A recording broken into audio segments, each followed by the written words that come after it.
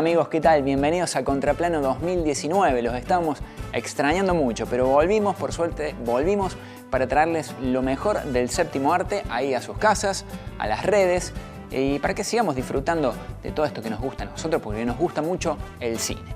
Si estás de acuerdo conmigo, largamos ya mismo el Contraplano 2019 con el programa de hoy.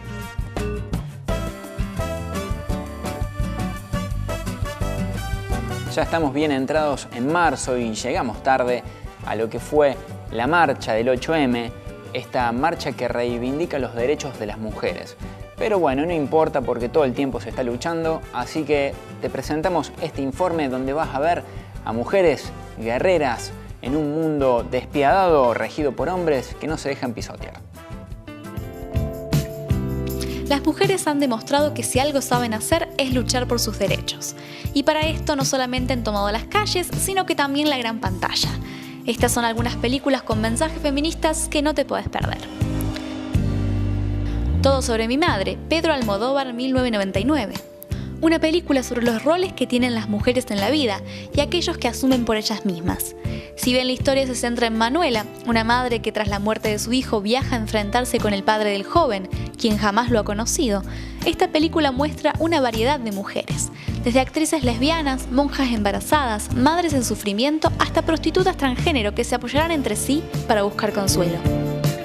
Thelma y Louise, Ridley Scott, 1991. Icónica en todo sentido, es una película de la que todos conocemos el final. Si no lo sabes, hay alerta de spoiler. Dos mujeres escapan de la ley luego de que Louise matara a un hombre que intentó violar a Thelma. El momento cúlmine del relato se da cuando, acorraladas por los policías, ellas deciden suicidarse en lugar de volver a una sociedad opresiva y patriarcal. The Color Purple, Steven Spielberg, 1985. El debut fílmico de Whoopi Goldberg la pone en la piel de Sally, una mujer sobreviviente de abuso sexual y físico que buscará y encontrará la fuerza para enfrentarse a su marido opresor. Los personajes femeninos de esta película transgreden los roles de género que le fueron impuestos y también transgreden los roles que le fueron impuestos por su color de piel. Alice Doesn't Live Here Anymore, Martin Scorsese, 1974. Alice es una mujer que perdió a su marido en un accidente de auto. Desde ese momento, decide perseguir su sueño de ser cantante. Una elección de enfrentar la realidad contra la adversidad y la condición femenina impuesta, sorprendentemente de la mano de un director como Scorsese. Suffragettes, Sarah Gabron, 2015. Paradójicamente, la mayoría de estas películas fueron dirigidas por hombres. Es por eso que le damos un lugar a Suffragettes, una película de dirección femenina y además de referencia histórica.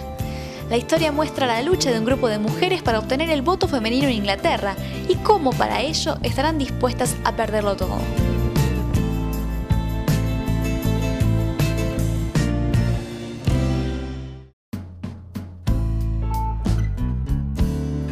Primera Reforma es la última película de Paul Schrader, el título original es First Reformed.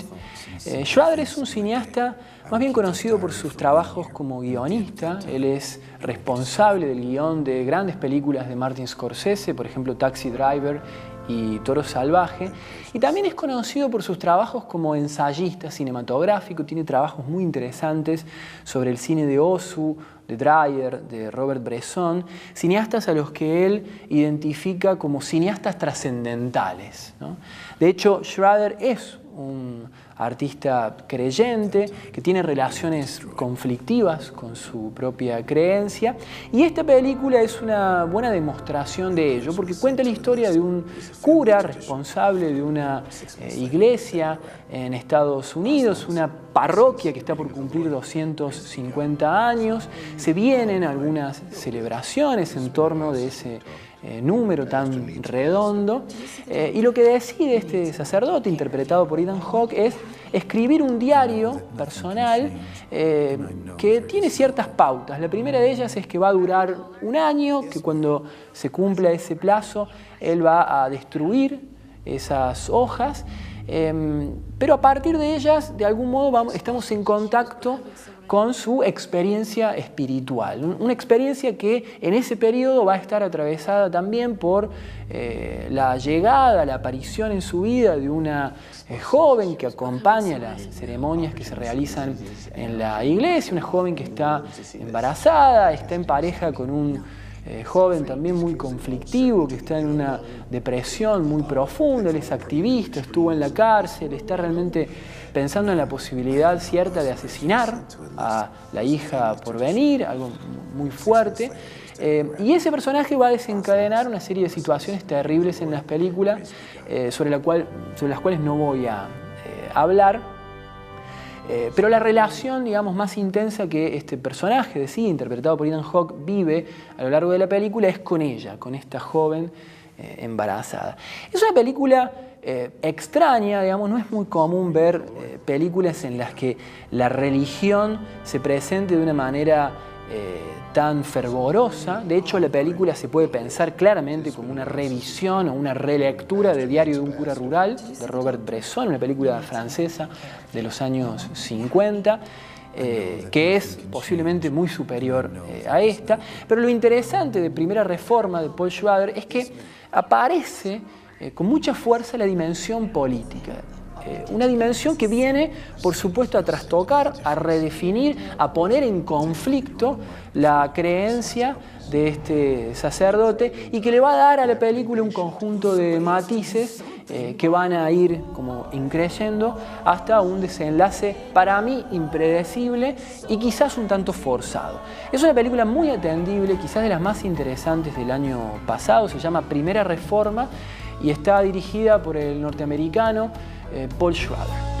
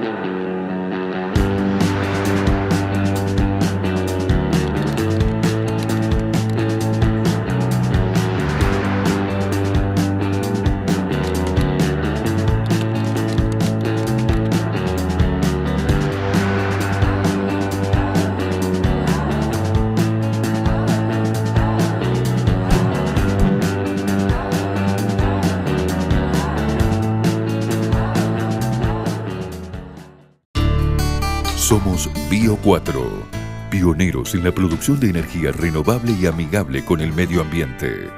Una empresa que invierte en generar empleo genuino, impulsando una gran cadena productiva. Bio4, la energía del maíz.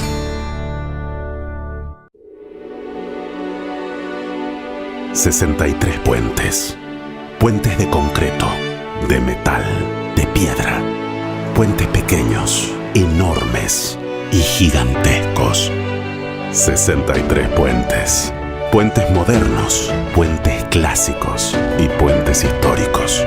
Puentes en el centro, en el norte, en el sur, en el este, en el oeste. 63 puentes.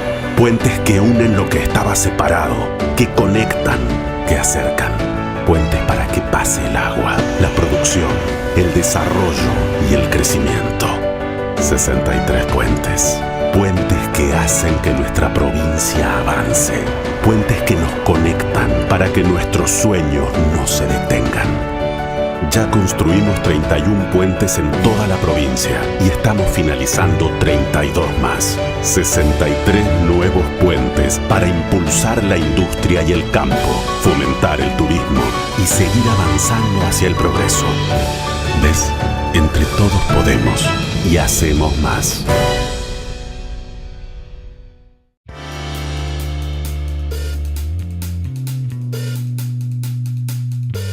Todos tenemos un momento de nuestras vidas que particularmente nos avergüenza, nos arrepiente mucho de haberlo vivido y si pudiéramos borrarlo de nuestra cabeza lo haríamos.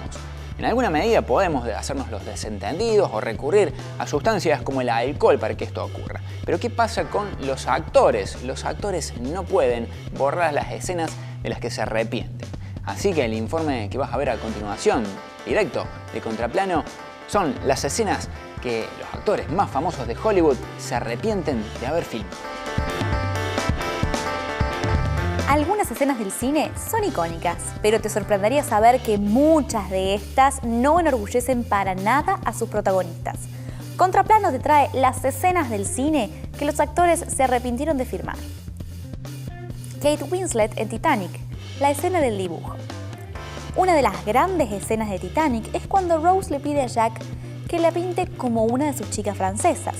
Sin embargo, de saber el peso que esa escena tendría en su vida, Winslet quizás lo habría pensado 2 veces. Resulta que, después de casi 22 años de filmada, algunos fans obsesivos intentan hacer que la actriz les firme fotografías de ella desnuda, lo que la hace sentir terriblemente incómoda.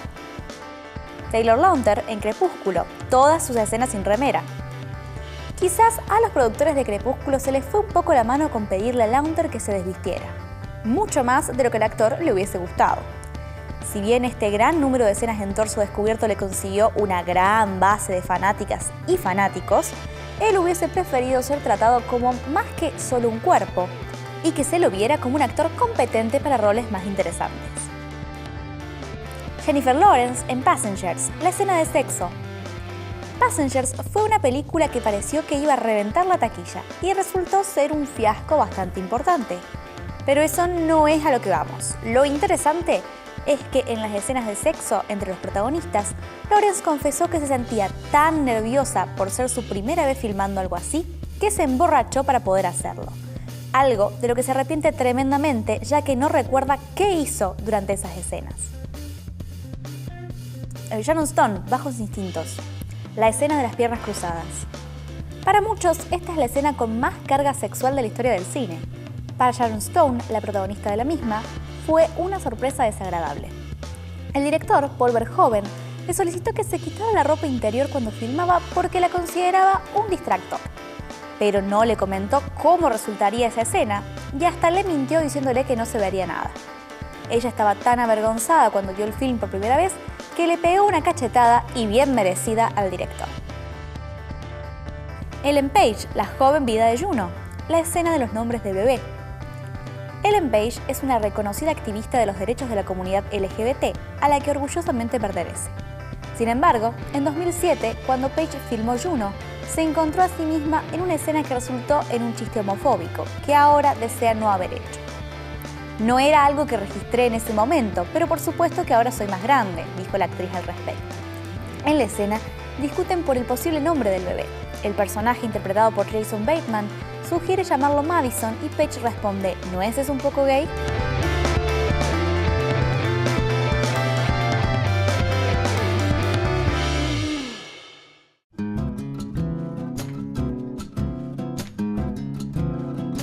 A fines de los años 40, el cine clásico norteamericano vivía su época de oro.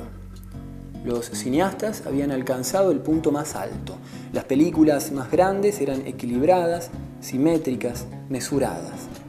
Todos los elementos se conectaban, interactuaban, formaban sistema. Esto en general sucedía en todos los niveles, incluso en el plano de la interpretación dramática. Los actores expresaban lo justo para contribuir al avance de la trama y conservar al mismo tiempo una cuota de misterio. Lo que tenía valor en todo caso era la fotogenia, el modo en que un rostro interactúa con la cámara. En 1947 algo cambió en el plano de la interpretación. Elia Kazan, Robert Lewis y Sheryl Crawford fundaron la Escuela de Arte Dramático en Nueva York, luego conocida como el Actors Studio. Desde ese momento, lo que definía a la actuación cinematográfica experimentó el mayor vuelco de la historia. Bajo la influencia del método del ruso Stanislavski, que Lee Strasberg exportó a los Estados Unidos y adaptó a los códigos del cine, comenzaron a formarse actores según la idea de que el cuerpo frente a la cámara debía expresar la complejidad de su universo interior a partir de un trabajo sobre la memoria emotiva. Algunos de los actores formados en el Actor Studio luego se convertirían en íconos del cine. Películas como Nido de ratas y Rebelde sin causa, protagonizadas por Marlon Brando y James Dean, respectivamente, servirían como prueba piloto para demostrar las potencialidades del método. Las actuaciones intensas, efusivas, a veces justas, otras veces solemnes, se transformarían con el aval de la industria y del público en la norma. Robert De Niro, Paul Newman, Al Pacino, Dustin Hoffman, Harvey Keitel, Montgomery Clift, Meryl Streep son algunos de los grandes actores que se formaron en la escuela de Strasberg y que modificaron, quizás para siempre, lo que se entiende como una buena actuación cinematográfica. Una actuación que en ocasiones se desprende de la trama hasta hacernos olvidar de que estamos frente a una película para orientar nuestra atención hacia la capacidad actoral del intérprete. Esas actuaciones desbordadas, desmedidas, a veces histriónicas y en lo posible llenas de lágrimas que suelen ganar el Oscar.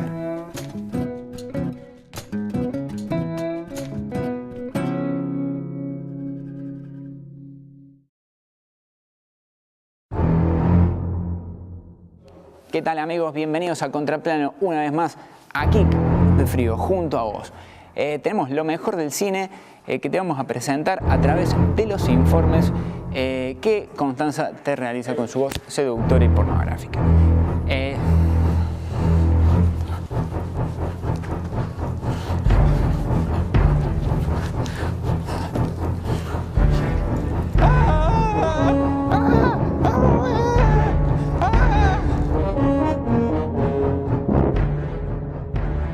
En el año 1975, un inexperto Steven Spielberg lleva a la pantalla grande uno de sus films más recordados y que más sensación produjo en la audiencia. Estoy hablando de Tiburón. Este film, que trata la historia de un tiburón acechando las playas de un pueblo costero de Estados Unidos, logró las más variadas reacciones en el público estadounidense. Entre ellos, un miedo pavoroso a meterse al agua y al animal, al tiburón, estigma que la criatura trae hasta el día de hoy, porque todos le tenemos miedo a los tiburones. Desde el comienzo del rodaje, problemas hubo en cantidad, empezando con el tiempo de realización, que se extendió de 50 días a 150, algo que hizo pensar a Steven Spielberg que lo iba a condenar al fracaso, ya que nadie iba a querer producir películas a un director que tardaba tanto tiempo en filmarlas. Como así también el asunto de dinero, ya que la inversión inicial fue de $5 millones, pero Spielberg requirió de 15 para terminar de rodarla. Pero lo que más trastornos le causó al director fue el tiburón mecánico, una tecnología un poco experimental que se rompió desde las primeras tomas que requerían su presencia. Sin embargo, esto que parecía ser un inconveniente resultó ser un factor de mejora al film, ya que Spielberg tuvo que recurrir a lo sugerido, a dar a entender y no mostrar al tiburón. Para esto utilizaba cámaras en primera persona y, lo más importante, y es una de las cosas por las que se recuerda este film, la música del compositor John Williams, que le imprimía esta sensación de inminencia, ¿no? De que el tiburón se estaba acercando. Otro factor de problemas para Spielberg fue el apartado actoral, casting que no logró tener completo hasta 9 días antes del rodaje, con cambios, entradas y salidas para definir, cuál iba a ser el plantel de esta película. La pica principal entre los actores se dio entre Richard Dreyfuss, que era el que representaba al oceanógrafo de esta expedición que va a combatir al tiburón, y Robert Shaw, quien encarnaba al cazatiburones. Robert Shaw, conocido por sus problemas de alcoholismo, entró en tensión con Richard Dreyfuss porque lo descolocaba permanentemente, ya que era impredecible este actor, y la tensión que vemos ahí en el film entre los actores es real. Se cuenta que Spielberg no acudió al último día de rodaje de esta película porque, con todo el estrés que habían acumulado en estos 150 días de rodaje, que lo iban a agarrar entre todos y lo iban a tirar al agua. Bueno, se hizo costumbre que Spielberg no acudiera el último día de rodaje de sus películas en sucesivas realizaciones. Para alivio de Spielberg, la película recaudó el día de su estreno la suma que le había costado de inversión. De ahí en más, bueno, fueron puras ganancias para Spielberg. Y además tuvieron este ojo sagaz de incorporar lo que era el merchandising, remeras, gorras de Tiburón, lo que fue todo un despliegue y una inspiración para films posteriores, como por ejemplo Star Wars, que también aprovecharon este furor del merchandising, valiéndose por supuesto del fanatismo de los espectadores. John Williams, el realizador musical, utilizando solo 2 notas, pudo imprimir este miedo, esto que hacía que el espectador, al escuchar esta canción, ya se le empezara a erizar los pelos de la nuca porque el tiburón iba a aparecer en cualquier momento. Cuando Spielberg escuchó la composición de Williams, pensó que le estaba tomando el pelo, pero Williams le dijo: quédate tranquilo que esto va a funcionar. Y funciona. Tiburón se convirtió en una realización pochoclera, podemos decir, de aquel tiempo, pero que generó un miedo que hasta el día de hoy sigue patente en todos aquellos que nos vamos de vacaciones a la playa. Vean Tiburón, se las recomendamos aquí desde Contraplano.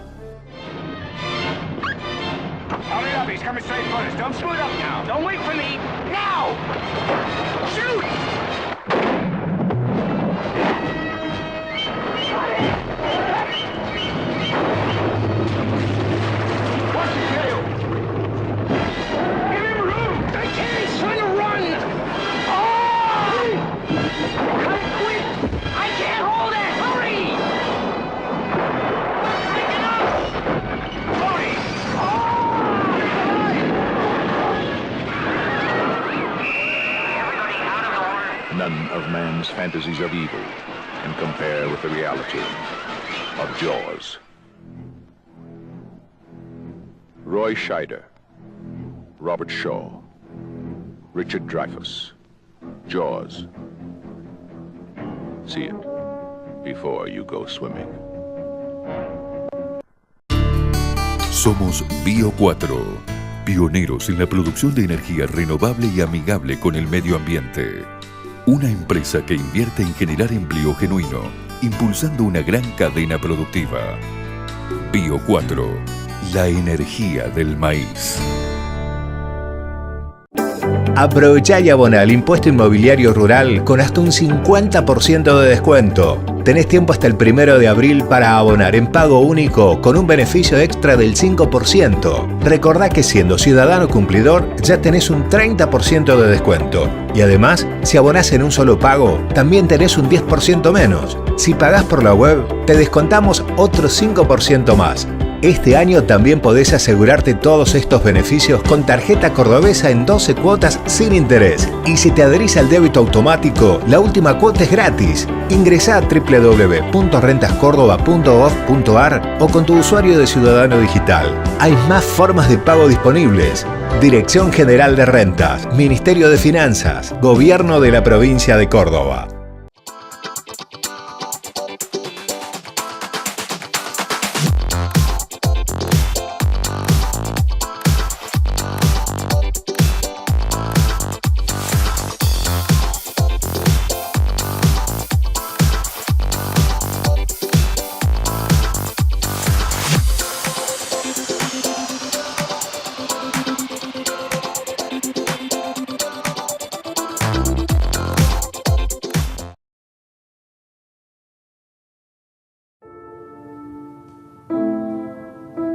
Tell me, why do you say you're a painter?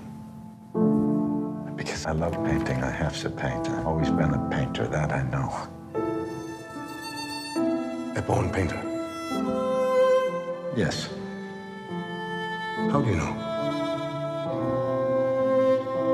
Because I can't do anything else, and believe me, I've tried. A la puerta de la eternidad es un film protagonizado por el actor William Dafoe, el gran William Dafoe, y dirigido por Julian Schnabel, un director que ya hizo lugar en su filmografía para dedicársela a otro gran pintor como fue Basquiat, el afroamericano muy famoso artista plástico allá por los años 80, 90, ya fallecido. En A la puerta de la eternidad podemos conocer al Vincent Van Gogh de los últimos años.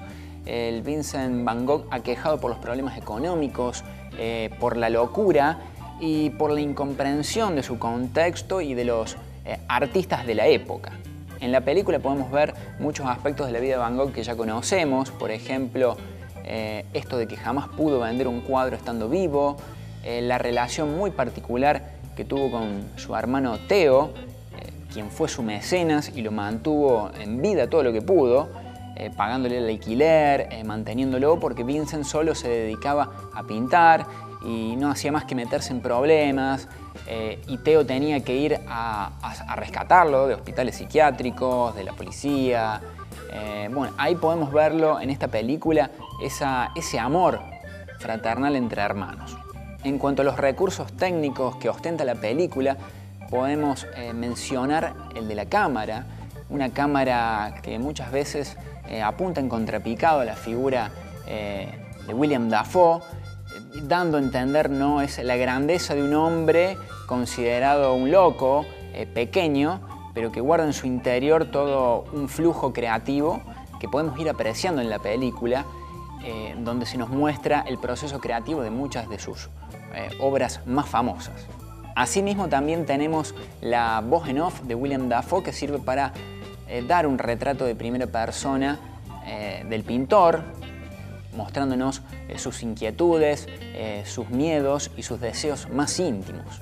De la misma manera que Theo, su hermano protector, podemos ver otra presencia muy influyente y decisiva en la vida de Van Gogh, como es la del pintor Paul Gauguin, también englobado dentro del post-impresionismo, la corriente a la que también Van Gogh pertenece. Ambos no fueron reconocidos en vida, sino después, posteriormente, su fama empezó a extenderse por todo el mundo. A la puerta de la eternidad fue estrenada en el 75º Festival Internacional de Venecia con una gran acogida del público y de la crítica. Si te interesa la figura de Vincent Van Gogh, te recomendamos dos películas más, como son El loco del pelo rojo, película del año 1956 con Kirk Douglas encarnando a Vincent, y otra película que puedes encontrar en Netflix que se llama Loving Vincent, que es una película hermosa y muy particular, ya que fue filmada y después cuadro por cuadro se hizo un óleo, juntando después todo el conjunto para hacer una película, un trabajo titánico de producción.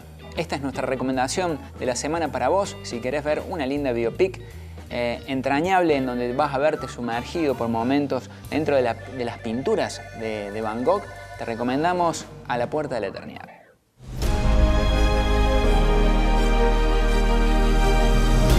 Do you believe that God gave you the gift of painting to keep you in misery? I never thought about it that way.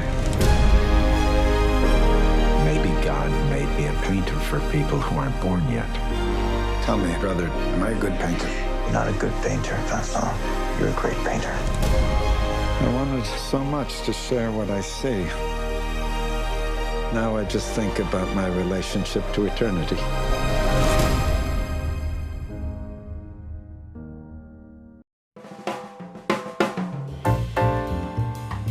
Y volvimos a Contraplano, pero por el programa de hoy nos vamos. Hasta la semana que viene, donde vamos a seguir compartiendo lo mejor del séptimo arte. Ya sabes, ahora tenés Contraplano todas las noches y también va a aparecer en tus redes. Nos vemos la semana que viene. Chao, que estés bien y mucho cine.